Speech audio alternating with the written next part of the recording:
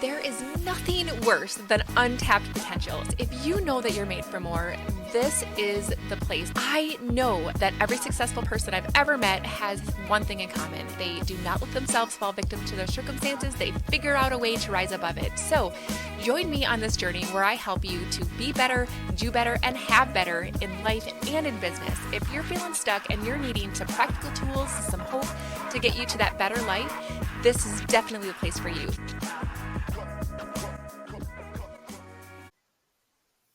Hey everybody, welcome to the Unstuck Podcast and welcome Cheri Timko to the conversation today. I am so excited for everybody to get a chance to meet you and to hear all about your expertise as a couples relationship coach. So Cheri, welcome to the Unstuck Podcast. Oh, thank you so much for having me. I'm so excited to talk to you today. Yay. Oh my goodness. Okay. So Cheri, please tell us how you are showing up in the world today. How are you serving people? What are you most proud of as of right now? Well, my mission is to help couples have great relationships. And I do that through a variety of different ways. I am a couples relationship coach, and I have been a psychotherapist for almost 20 years. And so I have lots of experience with working with couples in crisis, but also couples who are doing okay, but really are not living their best relationship. Yeah, I love that. And for the audience, how do you describe the difference between a couples psychotherapist and a couples coach? I think that's a question that a lot of people might have. That's a great question. In therapy, I'm mostly working with couples who have had a crisis and are trying to figure out how to move forward with that, or they have a lot of long-term problems where they just don't live well together. Now, when I do coaching, that is much more focused on couples who usually get along, usually are fine. Yeah. But there's some edges that just don't function really well. What I'm thinking about a lot lately and talking about a lot lately is complacency. That a lot of us are like, it's fine. My relationship is fine. But they don't set things up or put things in place so that they actually have that great relationship that they really want. That makes me think of the analogy that I'm sure you've probably heard of. If you put a frog in a pot of water on the stove, right? And you just slowly turn up the heat, the frog will literally pass away inside the boiling pot because they don't realize that it's getting hotter because it's going so slowly. But if you dumped a frog, inside of a boiling pot, they try to get out, right? And I think that that's what happens so much in our lives, in our work, in our marriages, in all the things where you just kind of don't even realize that it's just the turning up the heat just a little bit more until all of a sudden there's nothing left, right? Yeah, I think a lot of couples think everything's okay until there's a crisis, and then they have a big mess to clean up. So my mission really is to help people say, you know what, maybe good enough is not really as good as this could get. Maybe there are ways that we could actually feel close with one another, or deal with loneliness differently, or address the times when we feel rejected so that those things aren't kind of corrosive under the surface. Yes. I love that. I almost think about it like therapy, I've heard this analogy before, it's like going to the doctor where you fix kind of what's broken. And coaching is like getting a personal trainer where you're making what you already have even better. Yeah, or the coaching is the preventive work. Like you do go for your yearly checkup because you want to make sure that you catch those things when they're small. So yeah, I like both of those. Oh my goodness. I love that.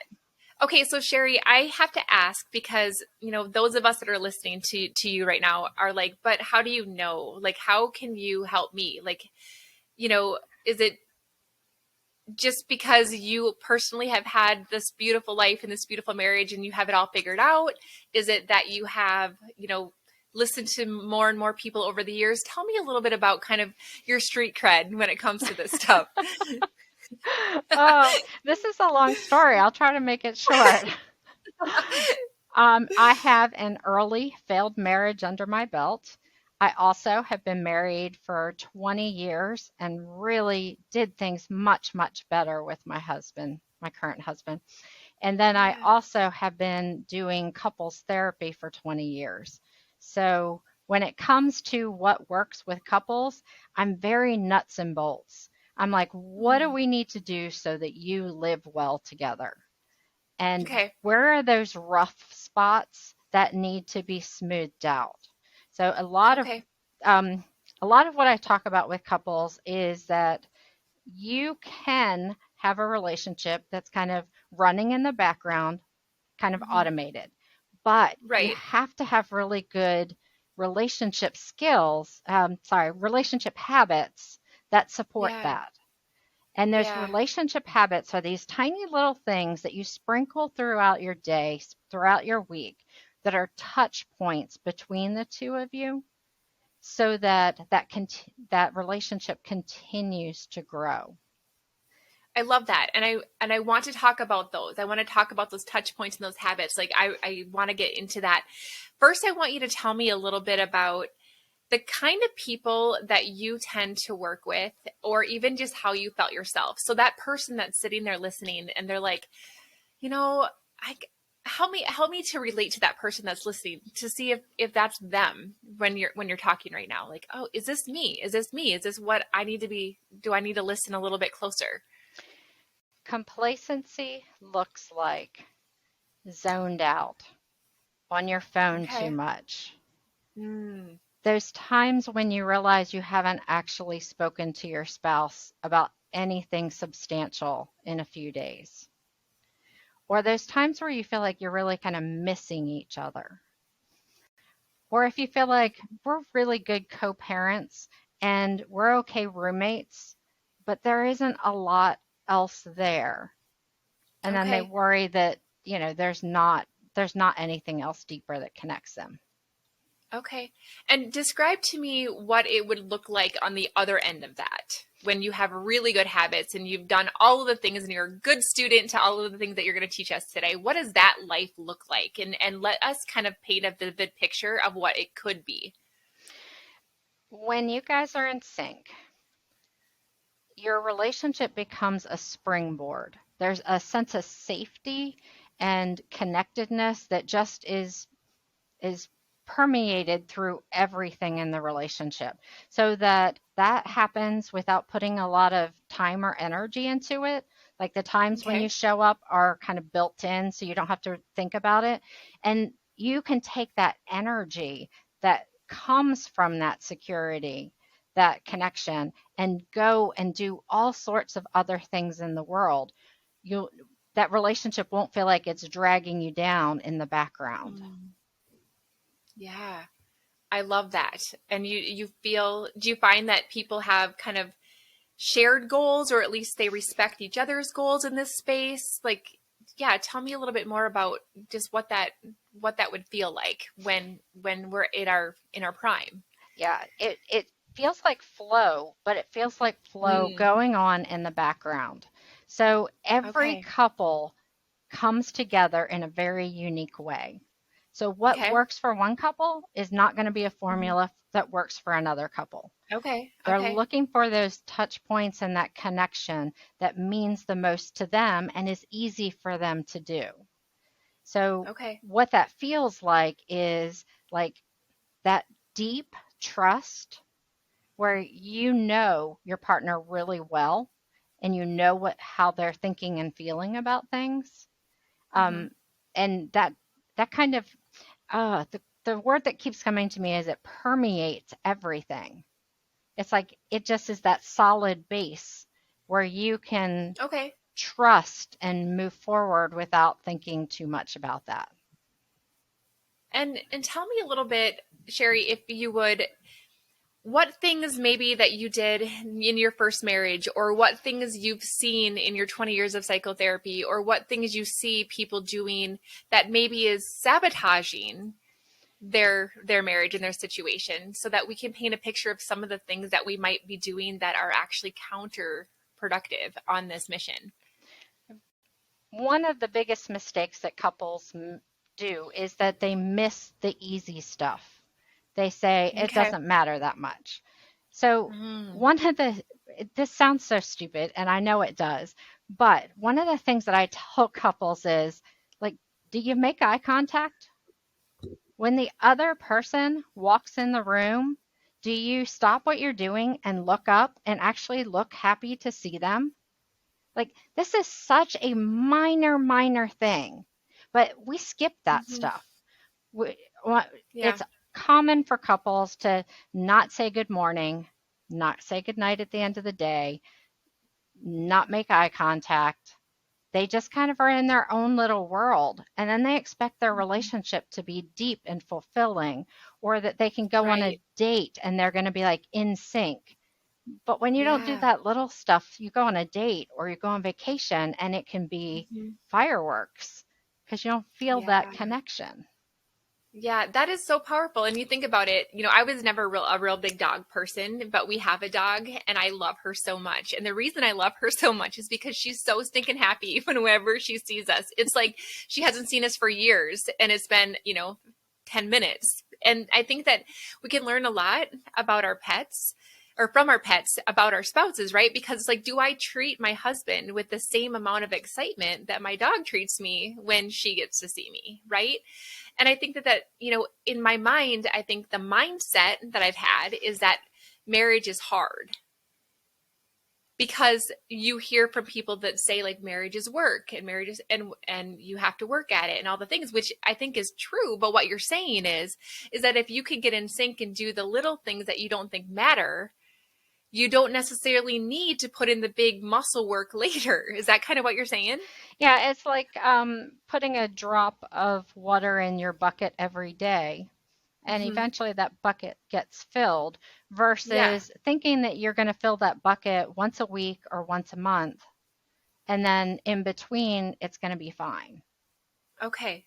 I love that so much. Okay, so you guys, what we're going to do is we're going to pick Cheri's brain and we're going to get all of the things that she is going to share with us about how we can get into sync with our partners now, how we can make our activity go into flow, how we can really just get in sync after a few seconds of my exciting news about something that I've been working really hard on in order to help you not only build your business, but not have to ignore your family at the same time, which is really important and why our conversation is so important today. So you guys, we'll see you back here in a couple seconds. Hey, Lachellewieme here, and I gotta ask you, are you feeling like you're always on your freaking phone and you're trying to run your business, your family's complaining about you always being on your phone, you feel like you're winging it constantly, and all you want to do is have a strategy that lets you be 100% authentic and you are literally attracting the right people to you? Oh my goodness, that was me too. And I had to figure out a system that would make that work. And I totally nailed it. I have a program all designed to help you do that too, including a chance to spend the entire day with me so that I can help you write copy that attracts people, and you will literally be done for an entire year. If that sounds like it's something that you need, we totally need to talk. Go ahead and click this link and let's get started.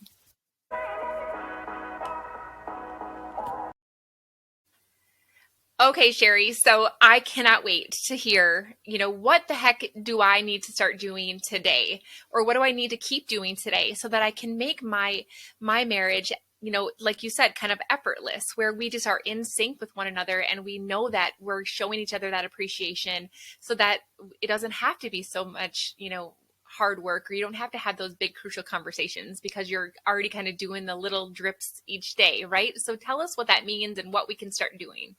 All right, so we all have relationship habits. Okay. Some of them are good and some of them are bad. We want good relationship habits.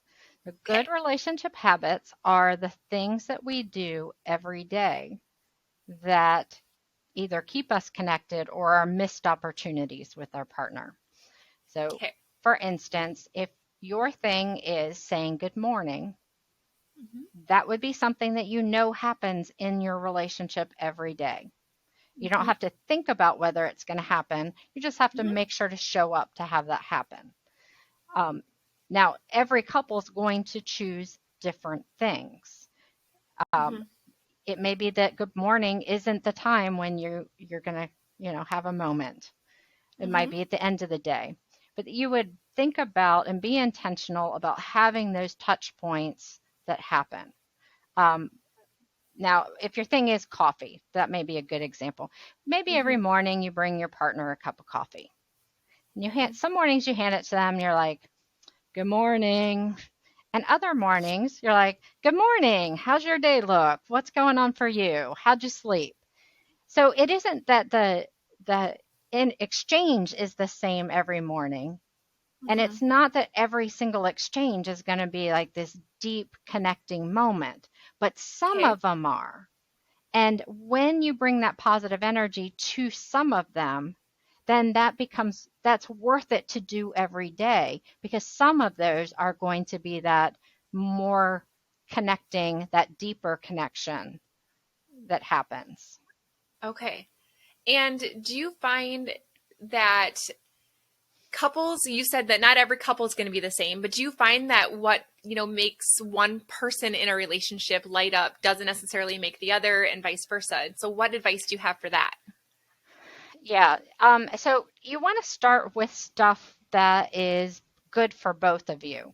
But if you're looking for something that's really going to be easy for your partner to join you in, you would pick something that's going to be important to them. So if you're going to have several touch points in your day, some of them are going to be your favorite, some of them are going to be their favorite, and some of them are going to be the favorite between you. Okay. I like that. And so what other touch points or habits do you recommend people to start developing? Well, I can share some, but this is so unique, and I really encourage couples to think about what makes them them. Because when you put these together, this is really what makes you guys as a couple unique from all of the other couples, that you connect in this particular set of ways. Okay. All right, so some examples. Good morning. Bringing the other person coffee. Saying goodbye before one of you leaves for the day, checking in about that. Having some time to talk every day, even 10 to 20 minutes, just to check in, see how your day went, catch up on the news. Having a way of ending the evening. Having some regular affection, an affection that's not necessarily connected with sex. Okay. Some couples really connect over humor. So they might make it a point to do something that brings that humor into their relationship every day. That might be a funny meme that they would send at some point during the day. That might be a shared joke. That might be, I don't know, whatever. So that just becomes their thing. And they make sure that it happens every day so that they feel connected. Now, these things don't take much time. We may be talking about 5 minutes here or 30 seconds there. Right. But they give that relationship that stability, that foundation of connectedness. Yeah. And do you use ever in your philosophy the 5 love languages or anything very similar to that? Yes, there are not many relationship books that I recommend, and the 5 love languages is one of them. So, well, for the people who haven't, ever read that book or heard of it, Cheri, since you're the expert, why don't you describe what that means and how people can apply that to their lives? Okay, so each of us has a primary love language, and there are 5 of them. And it is easiest for us to show another person love in that love language. It is also easiest for us to feel loved. So the 5 love languages are acts of service, words of affirmation, physical affection, gifts, and quality time. And so when we want to show our partner love, we tend to show it in that love language. Now, the way that couples get into trouble is that they rarely have the same love language. Right. My top two are my husband's bottom two, and his top two are my bottom two. So which is I'm well typical. aware of that. So that means that one partner can be showing love and really genuinely it comes from their heart and they're trying to make the other person feel loved, but they miss each other because that's not the way the other person feels loved. So I catch your segue here because when you're looking for things to do that are connecting, if you choose Mhm. some things in your love language and some things in your partner's love language, then you will just naturally have built in those things that are connecting for both of you. Yeah. And so I like that a lot because the thing is, and you guys, I love the fact that they named that book The Love Languages, because the way that I think about it, it's like I'm speaking Spanish and my husband's speaking French and we don't understand each other, but why don't you understand that I'm trying to show you affection, but he doesn't understand the language that I'm giving him. And so it's really hard, and it makes a very intentional, deliberate way in which we try to show each other our affection, right? And I think that one of you're telling us is to create habits that is small and something that you just do without even thinking, and to make yourself aware at least of how your partner enjoys that affection, so that you make sure that you're working in some of their language into your habits. Right, Yeah. absolutely. So you can think of the five love languages and then think of what are the touch points that you could create from Hmm. that. So for gift giving, can you pick up your partner's favorite snack on the way home sometimes, or pick Yeah. them a flower to bring them? For Hmm. words of affirmation, can you build in appreciations where once a day at your timing, you say thank you for something? Hey, I noticed Yeah. you did. Thank you for doing that. Yeah. And before I ever got into the love languages at all, I didn't even know what mine were. My top two are acts of service and affirmation, words of affirmation. And what's so interesting is that when we were dating, my husband and I have been together since I was 17. So he's been stuck with me for a really long time. But we were apart for about, oh gosh, it's like 2.5 years of our dating. We were about 4 hours apart because of college and such. And there was one point in there where he took a coffee can, like an old coffee can, and he surrounded it with construction paper. And it was like 104 days until he was going to be moving home from college. And so inside of that was 104 little pieces of paper. And it said on the outside of it, memories of us and why I love you so damn much. And it was Oh, like all these little things that he loves about me or that we have done together. And every day I needed to pull a new one out until he came home. And that oh, was probably one of the most memorable gifts I've ever gotten because it was attached to my language, right? And so it doesn't have to be anything really, really big, but something so thoughtful when it comes to that person's language is huge, right? And so so you've talked about gift giving, you've talked about language or words of affirmation. Okay. And the other that ones. yeah, acts of service would be just making sure that you notice something that needs to be done and doing it. For some Yep. people, just making sure that you have some specific chores is enough to do that. But Hmm. um, it also could be picking up an extra chore or noticing that your partner is overwhelmed and then doing that thing. Yeah. Let's see, what's left? Physical Let's touch. see. All Hmm. right, so the research says that if you give someone a 20-second hug, it actually relaxes their physiology. And you can feel that in your partner if you hug, or in your kids, if you hug them until they relax. Now, this isn't a gripped hug. This is, Yeah. a nice hug. Yeah. Um, Yeah. and a 6-second kiss. The Gottmans say a 6-second kiss is worth coming home to. And if you think about Mm. it, a 6-second kiss, you actually have to commit to. Yeah. Well, what's interesting, I'm going to bring this up and I'm probably going to regret it, but I'm going to do it anyway. So I talk to a lot of my female friends and we get in this conversation and they're like, yeah, my husband is totally touched. That's his thing. It's not mine. And that's, the way it is with us. And so like sometimes when that's not your language, it's like, I don't want to do the 6-second kiss because he's going to want it to go somewhere else. And I don't have time for anything else, or I don't have the energy for anything else, or whatever. And so I think that sometimes when that's not our language, we hold back from giving in that way because we don't want it to lead somewhere, if that makes any sense. Like there's an ulterior motive to it. Yeah, I wish that couples would really separate affection from sex, like Mm-hmm. allow there to be affection and regular affection and not have the assumption that that is supposed to only Yeah. lead to sex. Um, Right. Now, sometimes that can be sorted out by having a good conversation around it, Right. Yeah. because your partner probably wants you to be affectionate, and they Yeah. might even be horrified to realize that you don't want to kiss them because you're afraid that you'll then have pressure to have Yeah. sex. So Right. sometimes having a conversation about what's really Mm-hmm. happening can clear that up. Yeah. And that's what, my friends and I have talked about. Is like, well, have you had this conversation? And so I think that the conversation is huge, you guys. And I think that even just, going back to Cheri, what you were saying about the habits, like having the conversation and saying like, hey, honey, that was really nice of you to send me a random text during my work day just to see how my day is going.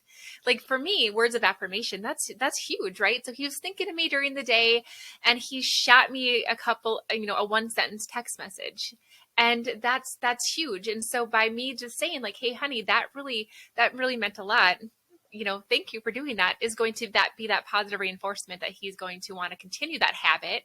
And like you said, when we do habits over and over again, they're effortless and we get into flow.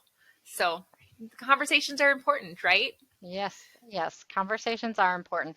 But it is also important to remember that not every couple connects around words. And so if you're a Mm-hmm. couple that connects around something else, not words, just because Mm-hmm. everybody else is talking doesn't mean you can't have a good relationship. Right. Okay, and then the last one I think was quality time. So what examples do you have for that? Yeah, quality time might be a weekly date, or it could be coffee in the morning where you sit and talk with each other, or it could be that 20 minutes at the end of the day where you check in with each other. There's lots of ways to build that in as well. Okay. And do you have any advice for couples who, I'm ambitious, Cheri, like that to a fault. And I think that it sometimes drives my husband crazy because I think he learned that when I say that once I get this degree or once I start this business or once I do this, like that's not the end of it. I'm going to start something else. And so he's learning to put up with me in that way. But, any advice on, how to get couples on the same page when one of them, I think opposites do attract. And I think that my husband does a great job of balancing me out. He helps me kind of take life less seriously. And I kind of give him a little bit more adventure and a little bit more risk. So any advice on kind of bringing people together when they might be kind of opposites in some ways? We're supposed to marry people who have different characteristics and qualities.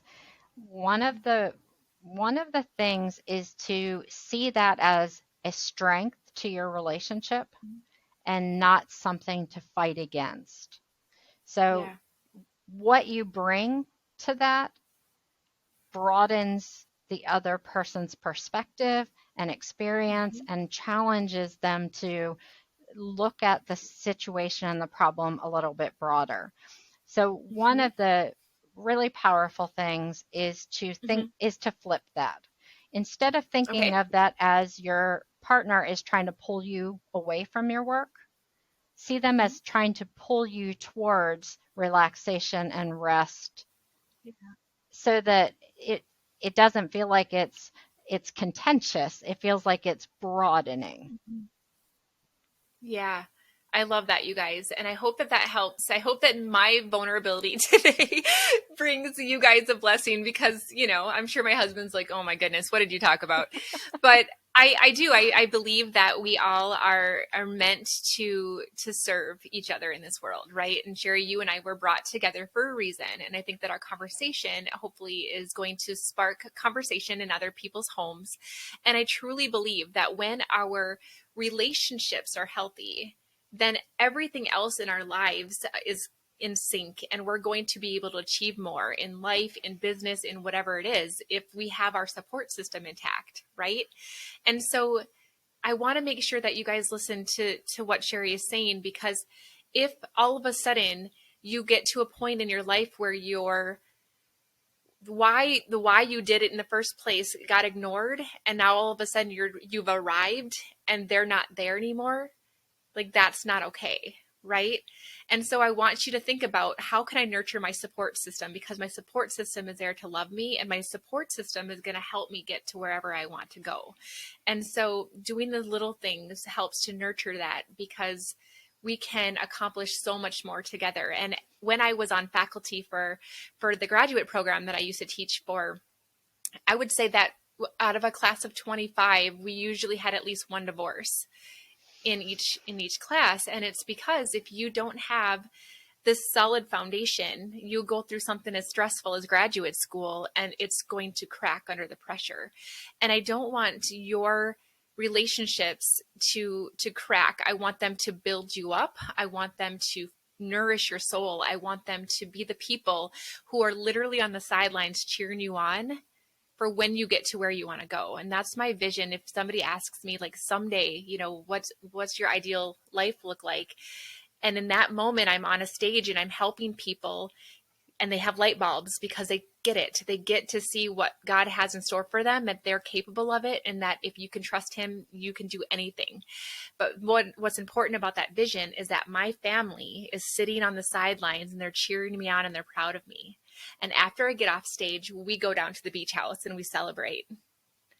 And that's what I think about. So remember that you can have all your dreams and your goals, but if you don't have anybody sitting, waiting for you on the sidelines, it kind of makes that goal a little empty. So Cheri, thank you so much for sharing your expertise with us. Is there anything else that you wanted to share before we hop off here that we haven't had a chance to cover? I have kind of started this mission thing where I want to help couples have the support and accountability around good relationship habits. And so I have started a Facebook group it's called Date Night Community. It's free to be part of. It is a non-sales environment, but it's really to encourage couples to spend time together on a weekly basis and get that encouragement from others to do that. So I'm really excited about it because it's growing pretty quickly, and I want it to catch fire and be a movement of people who are all committed in this way to their relationship. I love that so much. We will put all of the information to get into that group in the show notes, as well as how to follow you and how to get, access to you if they want to work with you on all the things. And I just am so grateful for you taking the time out of your day to share with us all of your expertise, and just thank you so much. Oh, before we hop off, I always ask all of my guests to give us one coaching question that you would ask my audience to ponder so that they can go from where they are to where they want to be. Okay, so my coaching question would be, if you felt that your husband or wife was really cheering you on in the background and that relationship was solid and secure, what would you do with your life? Like, what are the things that you would accomplish if you felt like you were working from that foundation of security and energy coming towards you to go out into the world? Oh my gosh, I love that, and I have goosebumps. That's what I want, and that's what I'm working for, and I'm so grateful that you've been able to give me more tools in my toolbox to be able to make that happen. So thank you, Cheri. It's been my pleasure. Thank you so much for having me. Thank you so much for listening to the Unstuck Podcast. I'm so grateful to be on this journey with you. And don't forget to check out the show notes if you want to get into my private club, the Better Club, to be able to learn better ways to be better, do better, and have better. So until next time, keep showing up. Let's get unstuck together. Have a great day.